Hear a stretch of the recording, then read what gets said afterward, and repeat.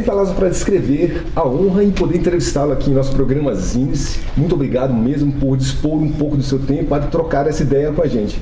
Seja muito bem-vindo ao universo do Zinice e sinta-se à vontade. Gerald, somos de um tempo em que nem sonhávamos com a existência da internet, de ouvir música por um aparelho telefônico, de baixar canções para ouvir no computador. Na verdade, nem fazíamos ideia que no futuro haveria um computador. Sendo assim, como você conheceu o rock and roll, quais as primeiras bandas de rock pesado que ouviu e como essa massa sonora impactou a sua cabeça adolescente? Aí galera, prazer, né, estar aqui, depois aí passado em algumas décadas, né, mais precisamente 40 anos, e a gente parou por um tempo, deu um vácuo na carreira, dedicando a outros afazeres profissionais, mas também de volta na estrada esse ano. Cara, eu comecei, como a maioria das pessoas na época dos vinis, ouvindo som em casa.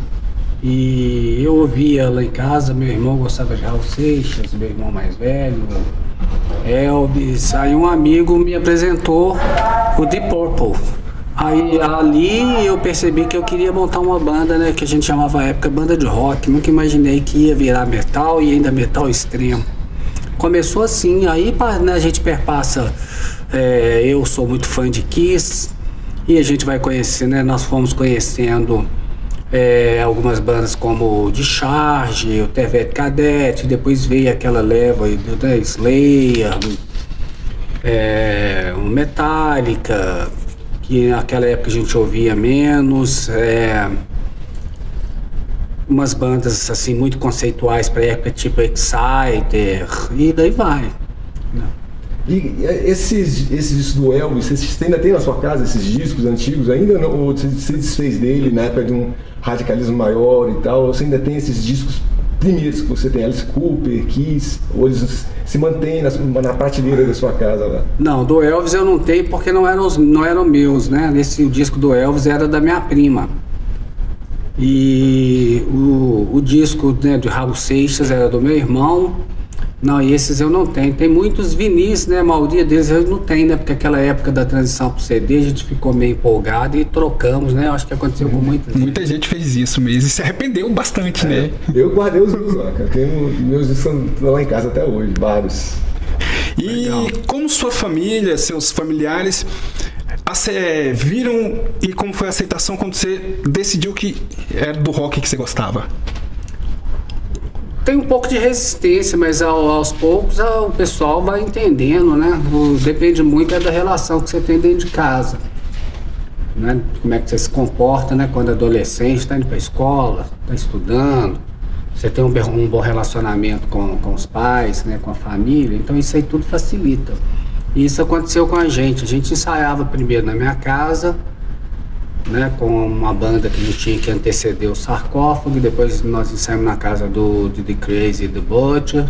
Foi sempre um ensaio dentro de uma da casa de algum de nós da banda. E as famílias acolhiam, né, esse sonho de vocês, no caso, né? A família, na realidade, ela pensava que aquilo lá seria uma coisa mais que passageira, né? Se enganaram tipo um pouco, assim, né? Tipo aquele menino lá, eu quero ir pra escolinha de futebol, né? Nos dizeres de hoje. Aí ele vai lá e fica um mês, um ano, aí no outro ano ele tá fazendo outra coisa. Então eles pensavam que aquilo era uma brincadeira, e era uma brincadeira. Aí a gente tava no lugar certo, na hora certa, ou no lugar errado, na hora errada, que surgiu o cogumelo. Aí o que muitos artistas, muitos músicos levavam décadas, né, para conseguir gravar. Nós conseguimos gravar em 2, 3 anos de estrada e virou isso aí. Na verdade, sim. Antigamente, nessa época do Cogumelos, tinha a vontade de todas as bandas do Brasil eram lançar um disco pela Cogumelo que seja, né, cara? Porque tem um histórico muito grande. A aura de Belo Horizonte sobre a cena é muito forte, né, cara? Assim. Sim, depois que a Cogumelo, que era uma loja de disco, né? Só uma loja de venda de disco, ela começou a entrar nesse mundo independente, né? Ter gravadora independente naquela época eram muito poucas, né? Eu acho que Baratos Afins, pouquíssimas.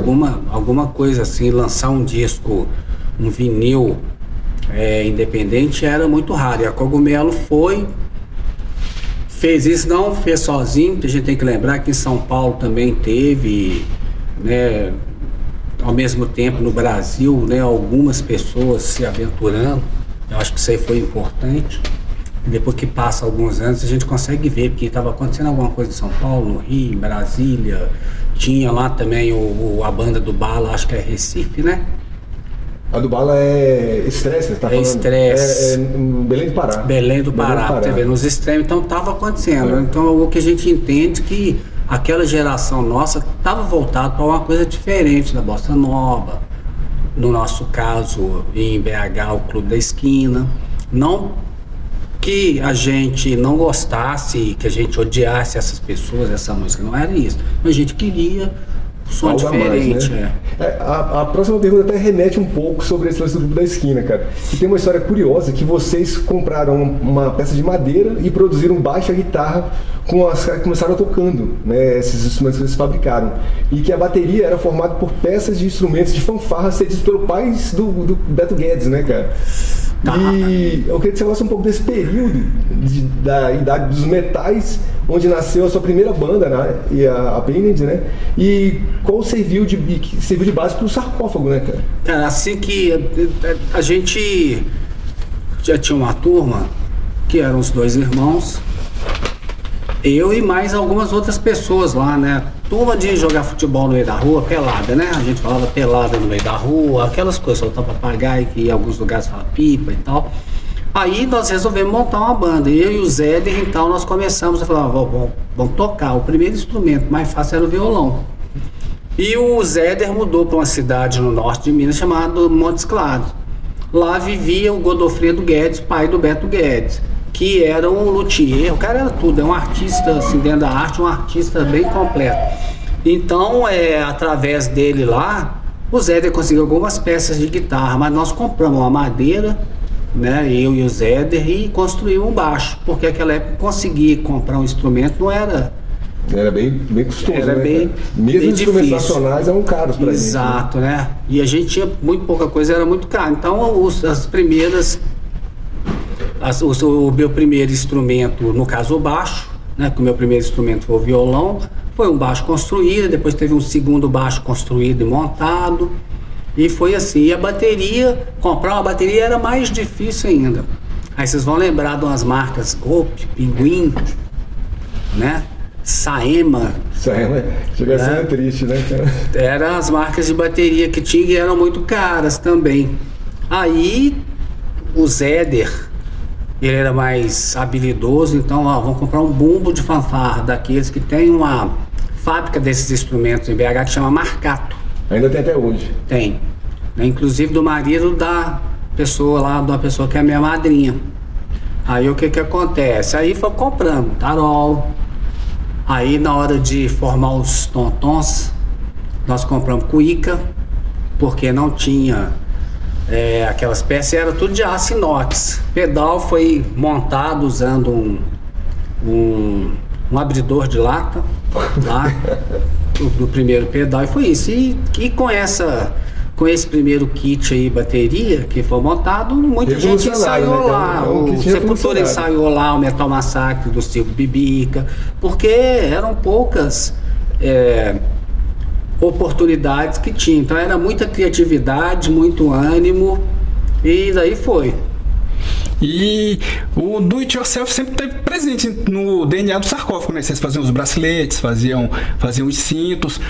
Como foi começar a usar esse visual mais carregado? Ele teve uma inspiração ali no Alice Cooper, no Kiss? Ou vocês tiveram alguma outra inspiração? Ou vocês mesmos pensaram assim, vamos fazer uma coisa tão agressiva que ninguém ainda tenha feito? Bom, depois que a gente saiu da banda Pioneer, que foi uma banda que a gente começou a tocar, que a gente tocava música do Made in Brasil, Eric Clapton, aquela coisa pra gente aprender a tocar, né? Tocar um coquinho, que é uma música assim, taranana, Made in Brasil, essa é uma banda Made in Brasil. A gente tocava essas músicas, além de já começar também a fazer as composições. Era uma pegada com a mão bem rock and roll. Então, à medida em que se vai conhecendo mais bandas, e a próxima que vem é o Alice Cooper, o Queen, vai ficando mais o pesado, Kiss, né? aí você vai entendendo. E o Kiss e o Alice Cooper mexeu muito com a gente no sentido música, mas também a estética da banda, né? Então a gente queria fazer alguma coisa desse tipo. Depois o Zéder, ele sempre gostou muito daquela cena hardcore, Tervete Cadete, o Ratos, GBH, e coladinho com aquilo chegou também, né, um pouquinho depois, um hardcore mais novo, que era os crossovers, né, que é o DRI, o Lethal Aggression. Então isso tudo foi nos ajudando. Lembrando que em meio a isso, quando surgiu Metallica, Exciter e outras bandas, Venom, Bathory, que o Wagner adorava, muito adora até hoje, que a gente também gostava, e também teve uma tríade que mexeu muito com a gente, que foi Creator, Destruction e Sodom. Embora, quando isso chegou pra gente já estava tocando um som mais porrada, né? Então isso aí tudo você vai se formando em cima disso. E na hora de tocar, o que a gente tem que fazer? A gente entendia que para satisfazer o que a gente imaginava como música, era montar uma banda mais porrada, que significa ser a banda mais rápida e a mais bastarda. Fala mal de tudo. De tudo, de tudo, de tudo. Então essa era basicamente a temática. Como é que nós vamos fazer um disco? Ser a banda mais porrada e mais bastarda do mundo. Tem uma história que quando o DJ Chris estava tocando, vocês inspiravam na música do Sodom, né? Aí vocês tinham que ser mais rápido que a música do Sodom pra poder ser realmente a banda mais rápida e bastarda, né, cara? Que quando chegou aquela música só... Então era uma bateria mais suja e absurda ali pra gente, né? Pelo que a gente entendeu. Então, e a gente, Dudu, precisamos acelerar isso aí, tem que ser mais rápido. Ele começou, tac. Ah não, aí deu. Aí palhetado. Chegou a metranca. Aí chegou numa situação que a gente sentiu satisfeito. Que eu acho que é o importante de tudo. Você tem que fazer alguma coisa e na hora que você chega num formato se satisfaz. A partir do momento quando você começa, não que você não tem que olhar quem gosta do som ou de algum trabalho que você está fazendo, mas se você mesmo não gostar, para transmitir aquilo que você gosta, tem que ser a verdade, né? O resultado muito provavelmente não vai ser legal. Você pode reparar que porque para todo movimento surge, né, algumas bandas que inovaram. Vamos pegar Metallica. Atrás tentou sair um monte de cópia de Metallica, não sobreviveram. Tentaram sair um monte de cópia de Slayer, sobreviveram, né? Aí com relação ao visual, cara, no meu caso mesmo, eu usava uma coisa bem parecida com Alice Cooper. Se vocês forem analisarem lá na capa do INRI. E o Wagner já usava um negócio mais colado, né? O Zéder também.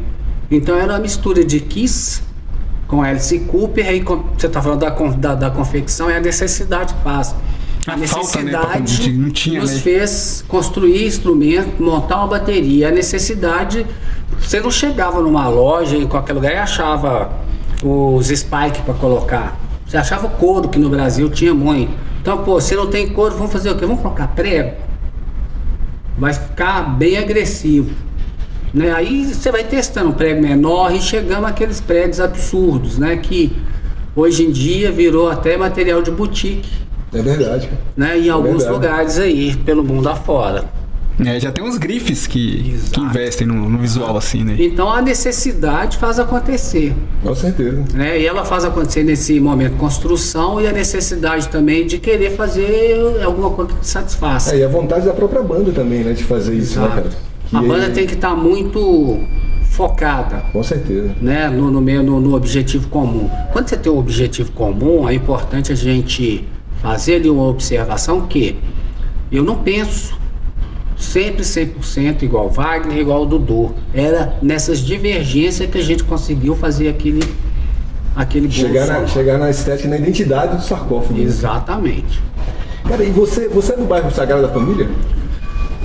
Eu morei em alguns bairros lá em BH. Eu morei no Caiçara, onde os irmãos Butcher, Dudu e o Wagner também morou, né, por um breve período, que foi o suficiente para me conhecer e nos tornarmos amigos até hoje. Depois eu mudei para Floresta. Floresta eu fiquei mais tempo e depois ali eu já tinha lançado o INRI, já estava ali começando a fase adulta. Eu mudei para um município vizinho que eu moro lá até hoje, que chama Vespasiano, que é como se fosse um bairro de BH. Cara, e esse bairro do Sagrada Família, ele é muito famoso em Belo Horizonte, assim, pelo fator musical, né? Assim, Não é o Santa Teresa ou o Sagrada Família? Sagrada Família. Tá. O Sagrada Família fica do lado da floresta, onde eu morava, e do lado de Santa Teresa. E essa primeira aparição do sarcófago, salvo engano, foi numa escola do Sagrada Família, né, cara? Assim, quais essas lembranças desse dia e quem tocou nesse dia junto com o sarcófago? Foi só vocês? Ou o que aconteceu nesse dia? Cara, a história disso é o seguinte: o meu irmão mais velho, o que tinha os discos do Raul Seixas, ele gostava dessas músicas, ele participava de uma associação de pais de uma escola estadual. E aqueles padrões de escola que tem em BH ainda, que está até meio sumido, aquelas escolas que tinha teatro, aquela coisa toda lá no Sagrada Família, chamada Helena Pena. Aí ele falou, nós estamos mexendo numa horta lá, isso aí lá em 1980, sei lá, 83 me parece, eu acho que é isso, 83, 84. Então vocês vão lá e dão um trato na horta, vocês não, né? Eu. Vai lá e dá o trato na horta que eu consigo teatro para vocês. Aí eu tinha conhecido uma figura muito importante lá da cena de BH, chamada Silvinho, que era da banda Sagrado Inferno.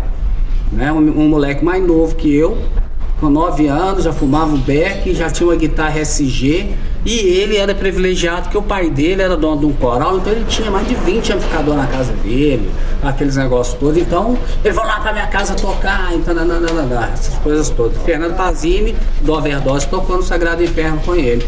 Aí nós fomos tocar, aí tinha uma banda lá da floresta, lá da esquina lá, né, da minha rua, que chamava Overdose, não aquele Overdose que a gente conhece. Que eles tocavam cover de Simon e Garfunkel, essas coisas. Falaram, pô, nós precisamos da sua bateria.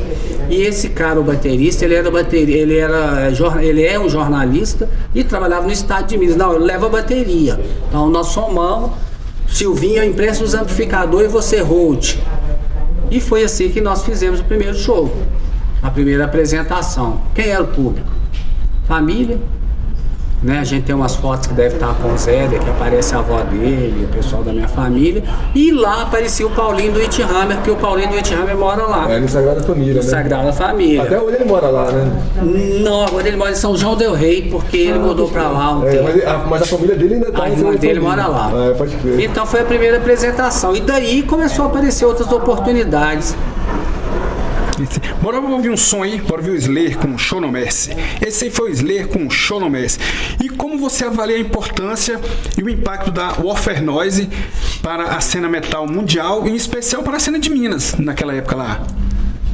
Cara, era uma coisa bem diferente. Primeiro, quando os proprietários da Cogumelo, o João e a Paty, eles pensam em lançar, eles lançam o Split. E aquele tanto de banda, aquele monte de urubuzinho, cara, o próximo tem que ser a nossa vez, tem que ser a nossa vez. E ele, que numa tacada muito sábio, ao invés de lançar mais 2 bandas, é o que todo mundo esperava, ele lançou 4. 4 bandas. Foi dele, então, a ideia? Foi dele e do Vladimir Korn, que trabalhava na Cogumelo. Lançaram 4, que eu acho que foi legal, que deu mais oportunidade.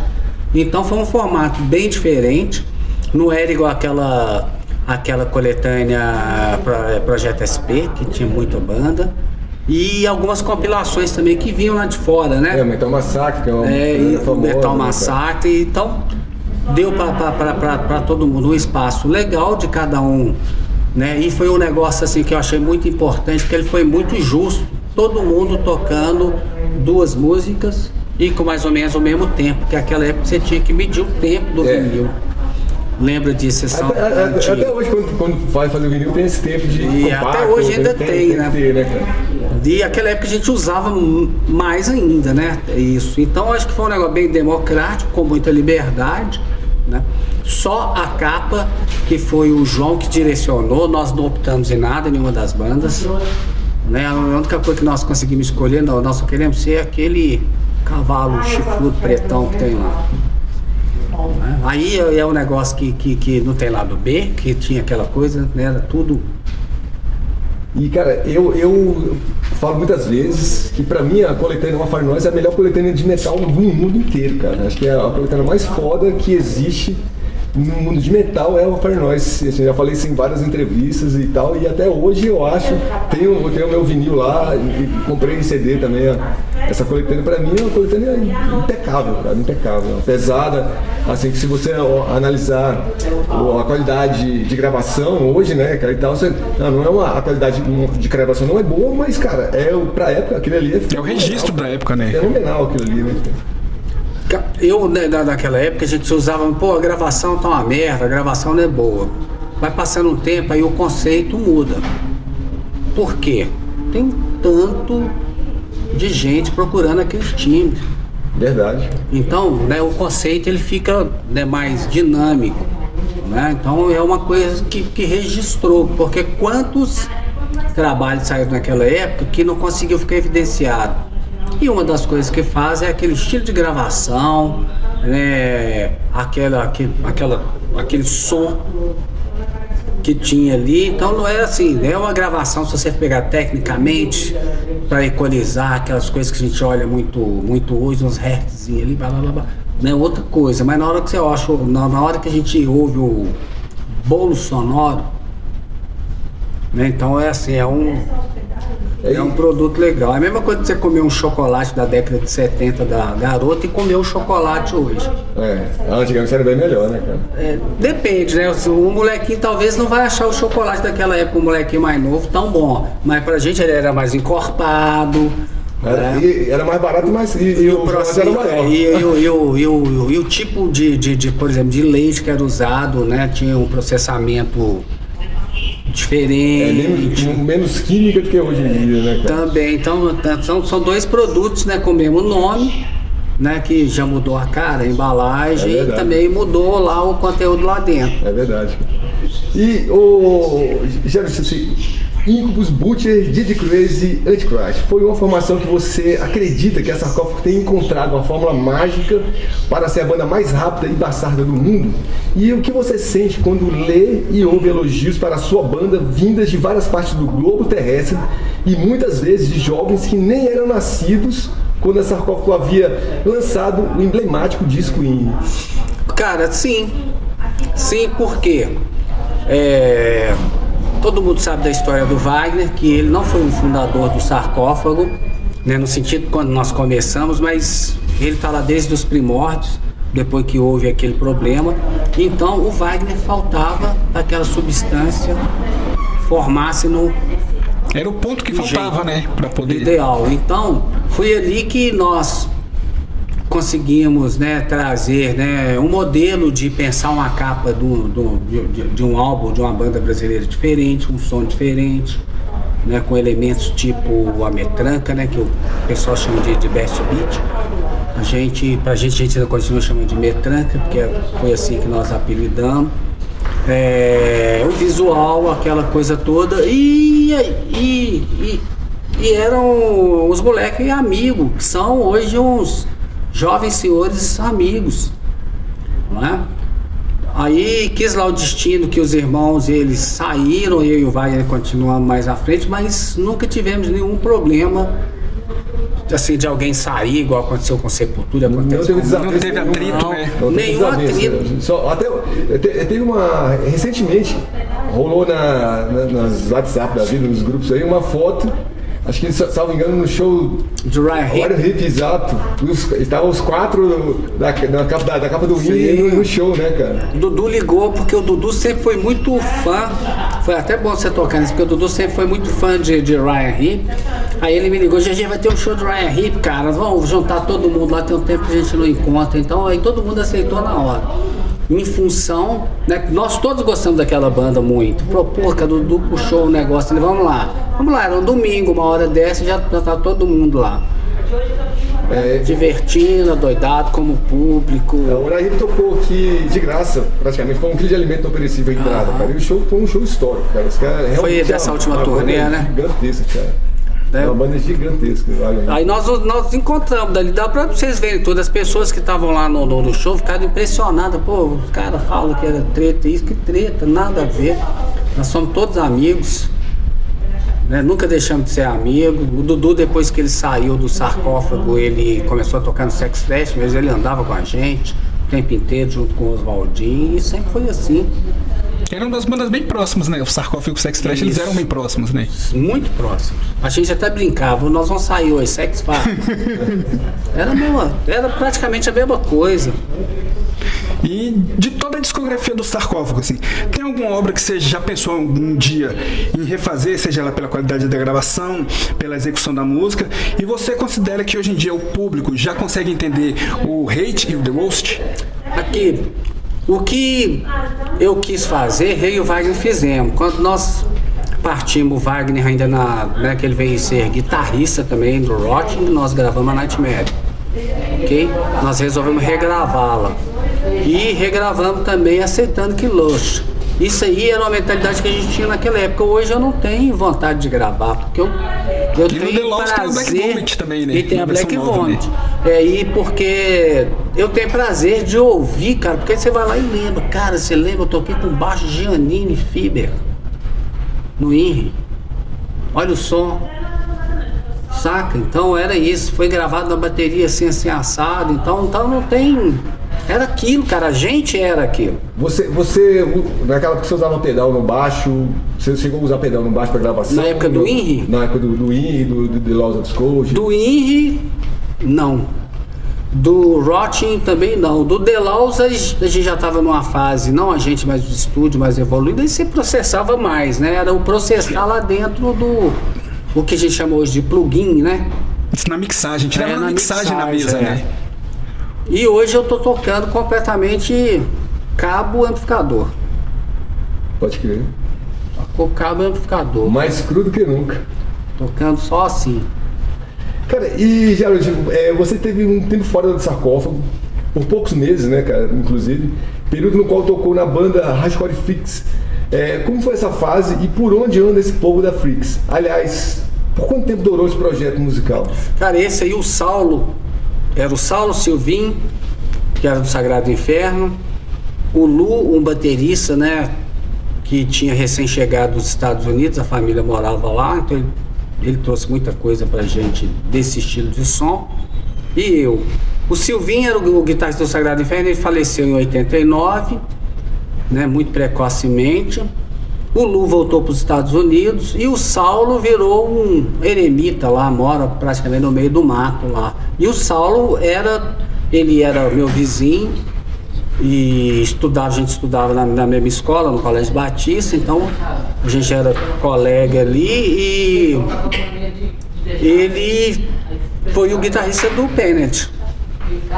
Então você tinha conhecido do começo, antes do Sarcófago ali já. Exatamente. E vocês chegaram a gravar alguma coisa com essa banda ou não? Só fita cassete, o gravador nacional. Que deve estar tudo, se tiver alguma coisa, Porque o Zéder, cara, é umas coisas, e o Wagner também, ele sempre tinha, eu muito, e o Dudu não. A gente ia pro ensaio, eles botavam aquele gravadorzinho nacional, e aliás, o microfone já via que eles vinham com o microfonezinho? Sim. O microfone que a gente cantava eram os microfones daquele. Aí o que acontece? Eles tinham o hábito de gravar.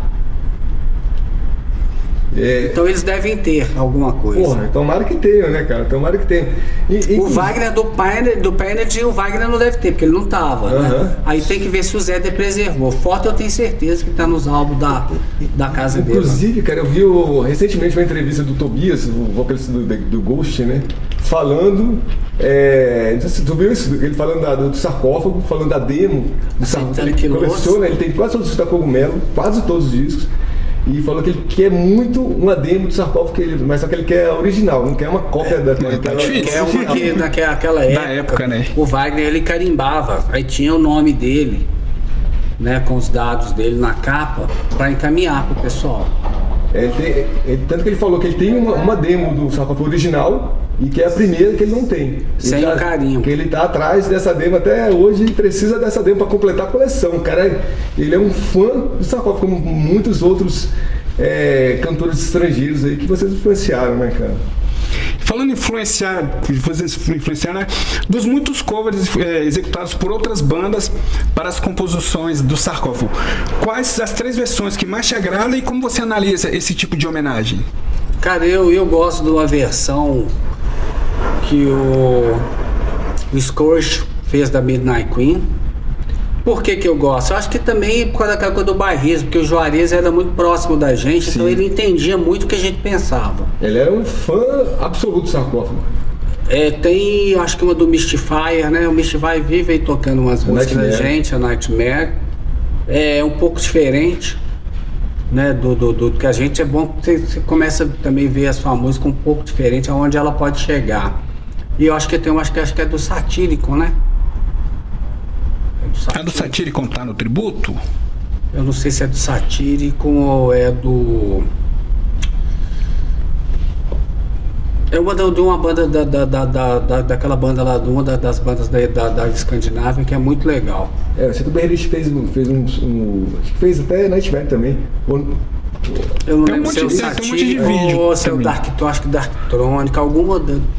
Cara, das versões que eu vi do sarcófago, assim, que eu achei mais foda, foi da banda de BH, inclusive, que é uma banda de Doom, que é o Pesta. O Pesta. O Pesta é um baixista aí, muito amigo do Wagner, que toca com ele aí no projeto The Evil. Eu conheço. Eu tenho um CD do The Evil, cara. Muito bom, inclusive. Gosto muito. Bora ver mais música aí. Bora ver o Sarcófago com Sex, Drinks and Metal. Esse aí foi o Sarcófago com Sex, Drinks and Metal.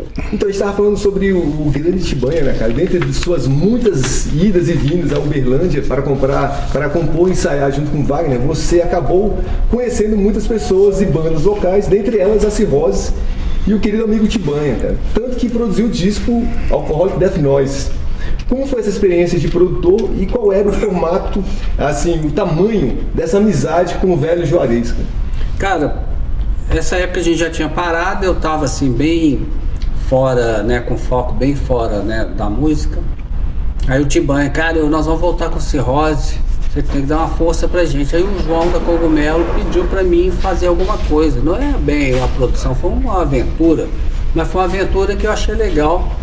Ali eu já trabalhava com formato digital, né, que no meu ponto de vista facilita para muita coisa, mas também você tem que trabalhar bastante para conseguir um resultado que não soa, né, principalmente naquela época, soasse assim muito artificial.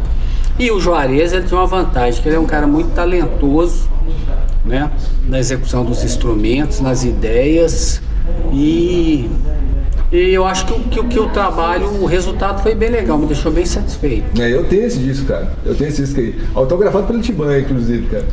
E vou te falar, cara, o Tibanha, eles sempre. Acho que ele não. Acho que até pode falar até idolatrar, acho que não é feio falar idolatrar, porque ele tinha uma. Uma admiração também, grande, cara, pelo sarcófago, pela história da banda, pelo fato de conhecer você, o Wagner, né, cara, e tal, e isso ficava muito claro. Até as próprias músicas, né, cara, do próprio Cirroses e do Scourge mesmo, que veio até por conta do Lord of Scourge, né, o nome da banda. Cara, por que isso acontece? O Wagner sai de BH e vai para Uberlândia, né, e lá em Uberlândia ele conseguiu achar alguns amigos e lá eles conseguiram, né, não só idealizar, mas realizar um movimento como o de BH, né? O Cirrose é a banda que o Wagner montou depois que a gente teve que dar aquele vácuo no sarcófago, porque ele teve que mudar para Uberlândia. Quem era a banda? Era o Wagner, o Branca de Neve, o Luiz Fernando e o Tibanha, o Juarez. E dali eles conseguiram trazer e fizeram um movimento que juntou com Goiás, Brasília aqui. Eles estavam muito nesse eixo e com BH. É uma coisa que ninguém para pensar. O Wagner saiu de BH, né, daquele movimento, e conseguiu, né, junto com esse camarada, montar outro movimento muito forte. O Triângulo Mineiro é muito forte. Né? Muitas bandas vão lá. Tem o pessoal que chama o Triângulo Satânico Mineiro, né? Isso. Procurou várias bandas muito fodas ali em Uberlândia, Uberaba, né, Araguari. Realmente é foda mesmo. E, Geraldo, você conseguiria destacar 5 pontos mais marcantes na carreira, não? Não, meu filho. Tá, verdade, perdão. Então, a foto da capa do Henry, cara, lá no cemitério do Bonfim, ela é icônica, né? Tanto assim que várias galeras, principalmente os Death Bangs que vão lá, eles fazem questão de tirar foto lá, de fazer vídeo.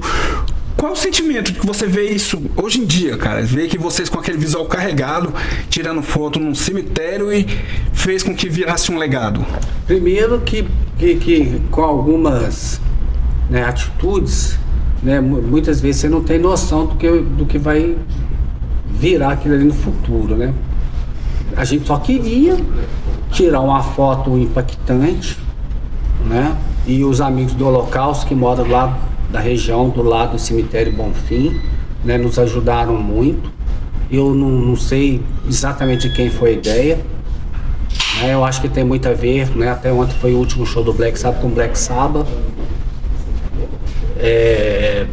Pra isso aí, mas não sei de quem, mas eu acho que foi do Wagner ali, e a gente pensando todo mundo junto, né?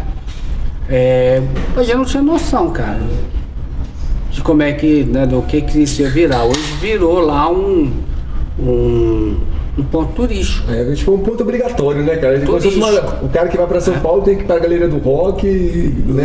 Lá em BH, lá no cemitério Bonfim, você chega na portaria, você pergunta onde que é, o porteiro já vai falar assim, não, o porteiro já te leva lá, e gente do mundo inteiro, japonês, europeu de várias origens, americano, sul-americanos, um negócio que assim, a gente não sabia, eu nunca imaginei que o INRI ia tomar uma dimensão, que o sarcófago ia ter essa dimensão, que a capa do INRI, a capa do Rothschild, né, o sarcófago sempre trabalhou muito, né, um disco, né, só fazer a música, trabalhava tudo, a gente cuidava, já viu aquelas letrinhas góticas que tem lá dentro do INRI?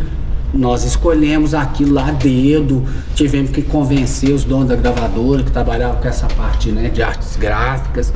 Nós trabalhamos com todas as mixagens, tem o meu dedo do Wagner, do Zéder e do Dudu quando estava lá. A gente cuidava, a gente sempre cuidou de todo o processo. Gravar um disco hoje também, se fosse, vai ser a mesma coisa. E a ideia das capas, cara, vocês deixavam o artista livre para fazer a arte, ou você falou, eu quero uma capa assim, a sala tem que ser nesse modelo.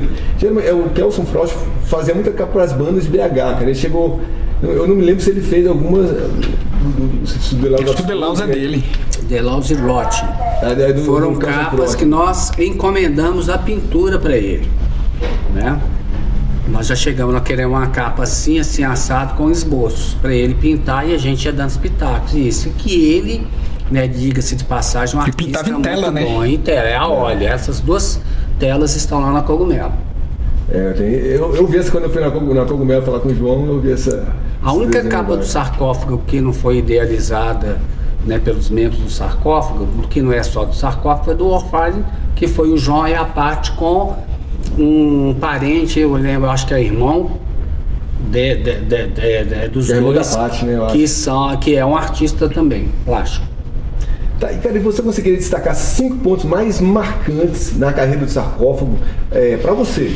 E se você conseguisse encabeçar, e como é encabeçar um cast como Maryland Death Fest, e se dentro desses 5 pontos, vocês encabeçarem um festival do tamanho do Maryland Death Fest, pode ser um desses pontos, cara. E falando nisso, como são os preparativos para essa apresentação? Vamos fazer uma correção. Você está falando com o GG e com a banda Delaus no Festival de Maryland, igual foi no Steel Fest. Sim. Porque a gente não pode vender gato pro lebre, até porque a gente tem um acordo, eu e o Wagner, todos do sarcófago, a não ser que volte, pelo menos eu e o Wagner. E o Wagner nem quer assim mais, se vai falar, a gente vinha um negócio que não vai acontecer, se tiver que voltar, formação do INRI. Então, o que acontece? Né, que fique bem claro, é o GG que montou, né, uma banda que está tocando o repertório do sarcófago, que até pretende lançar um material novo. Não é o sarcófago que vai estar lá. É o Delaus. É o Delaus. Porque, senão, isso traz um problema. Você está vendendo uma coisa que hoje em dia, né, tem um monte de gente que voltou falando que é a banda tal, porque o mercado tá legal, vou arrecadar e vou fazer minha vida. E não é o que está acontecendo. Não é o caso de vocês. Não é o que está acontecendo. Igual foi feito em 2007, que vocês excursionaram como tributo ao sarcófago, que frisava bem que era um tributo. Nós fizemos 2 shows. 3 shows para ser, né? Foi. Então o pessoal toma como uma excursão. Agora a gente tá fazendo uma turnê, né?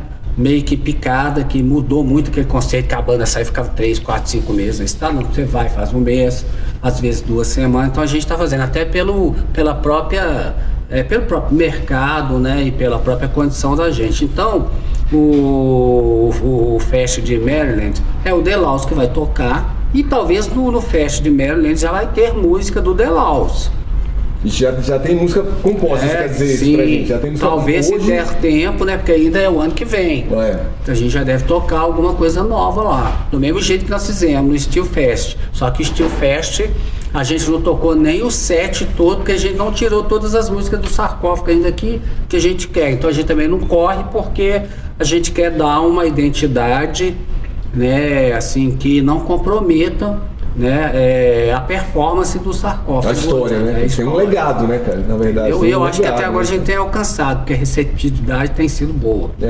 Então, beleza. Então, para você, falando do sarcófago, então, quais seriam esses 5 pontos que você poderia destacar para o GG, o Gerald em Cubos, falando sobre o sarcófago? Você conseguiria destacar 5 pontos que você acha assim que a banda mais bastarda do planeta foi ouvida por todo o planeta?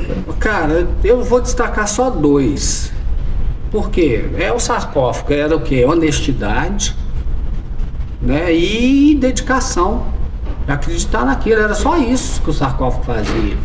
Lá a gente fechava aqui, acontecia aqui em Brasília, né? A gente vinha muito aqui, o cara, pô, você viu lá que canal, o cara toca mal pra caralho, que guitarrista, a gente não pensava, não queria nem saber.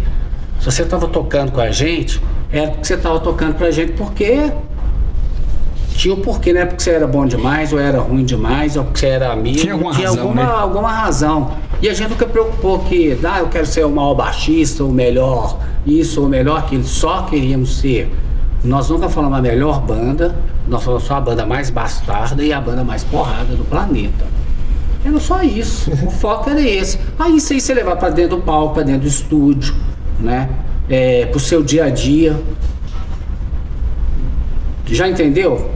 Né, eu andando de terno, né, em trabalho, aí o cara falou, você é roqueiro? O cara consegue te identificar, mesmo você estando com um estereótipo, com um fenótipo diferente do que é o roqueiro, cabeludo, então o cara consegue te identificar, isso é importante.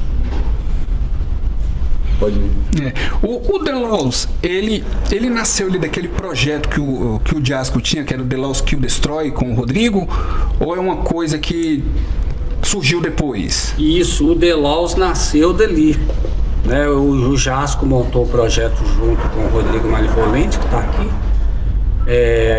Aí o que acontece? Aí eles me chamaram para fazer uma participação, participei, aí depois eu fiz um show com eles lá no Rio, a gente começou a emendar, e eu falei, na hora que chegar a hora certa, a gente sai, faz alguns shows, e a hora certa foi agora que você chegou a convidar o Jasco e ele não?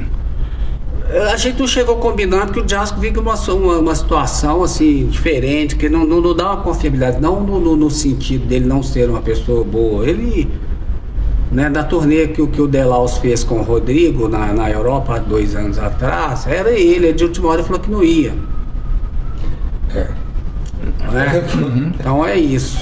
E o Wagner chegou a falar contigo o que ele estava achando desse projeto? O Wagner só pede o seguinte, cara, olha, né, a gente tem que lembrar do nosso combinado né, cara, o sarcófago é muito importante, todos nós consideramos, não eu, o Wagner e os membros, o sarcófago é mais importante que nós todos, pra gente não queimar o filme, então é uma coisa de muita responsabilidade, por isso que eu friso isso, né, e falei pro Wagner, se fosse você que tivesse, né, no The Laws, eles iam falar Wagner do The Laws tocando sarcófago, eles iam querer fazer sempre alguma coisa em cima. É a mesma coisa, The Evil é do Wagner do The Laws. O pessoal já fala do Wagner do sarcófago, né? Por mais, né, que ele tente, né, esconder e tentar, é isso. É a mesma coisa, o Robert Plant sempre associa, né? Entendeu? É verdade.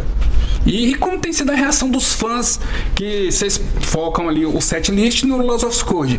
Quando começa ali entoado dos PAs os sons do Laws of Scourge, como se tem visto ali a reação dos fãs?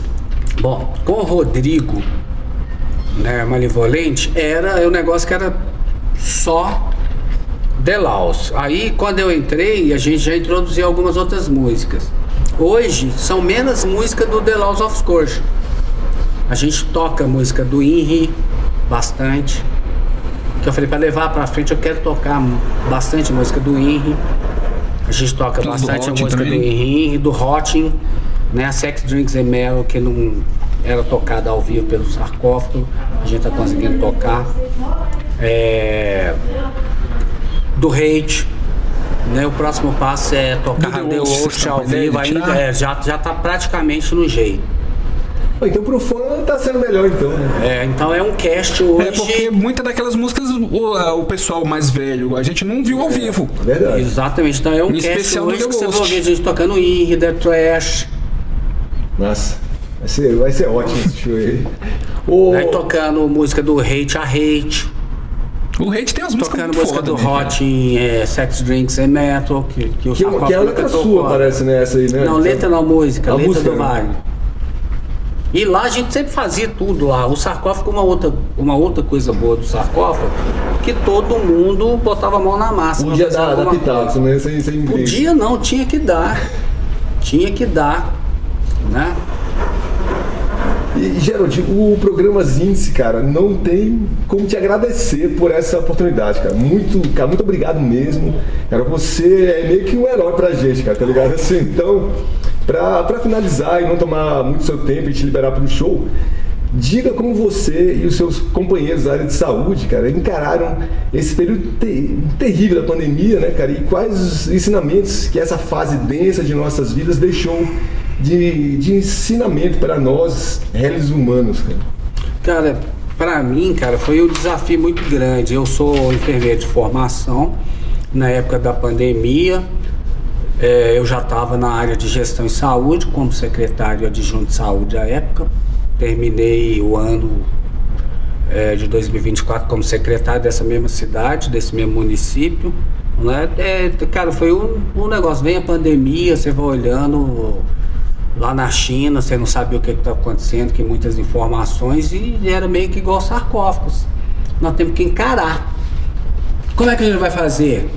Nós pegamos pelos primórdios, né? Para fazer música tem que fazer o quê? Tocar o instrumento, lá foi a mesma coisa. Partir pelos primórdios. Quando tem isso aí é fazer as coisas básicas, saúde, higienização, isolar ambientes, né? Tentar colocar na cabeça do semelhante, né? Do colega de trabalho, que aquilo lá mata mesmo, que aconteceu muita coisa triste, né? A gente vê pessoas morrendo, né?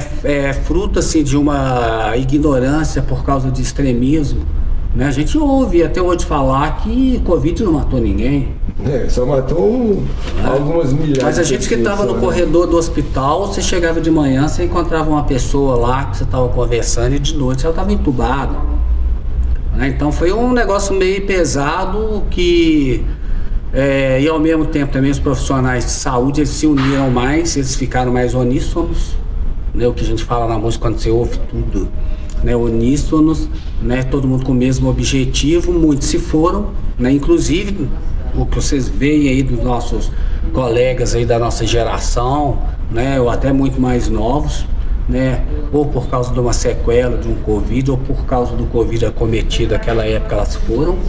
Não foram poucos, né? Mas você não tinha aquela condição de pensar e imaginar muito aí pro front, trabalhar, aplicar a ciência, o que você tinha ali de ciência, né? Para ver, e foi isso.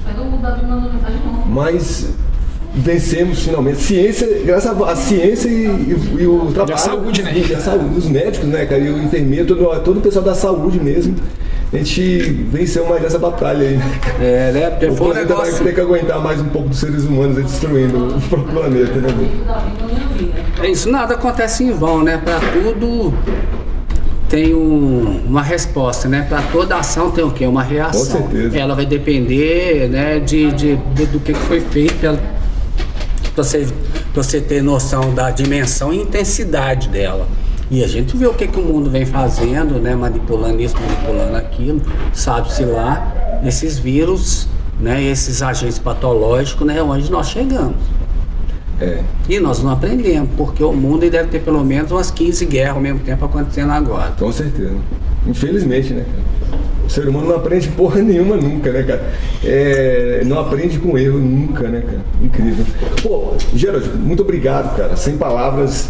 Se você quiser falar aí alguma coisa para os nossos ouvintes, a gente tem algumas pessoas, amigas, amigos que escutam o programa.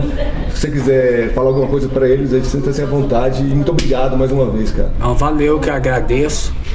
Daqui a pouco nós vamos estar lá no palco, dando o melhor de nós. Valeu. Um abraço. Muito obrigado, velho. Bora fechar com som então, bora fechar com Pulse com Luxury.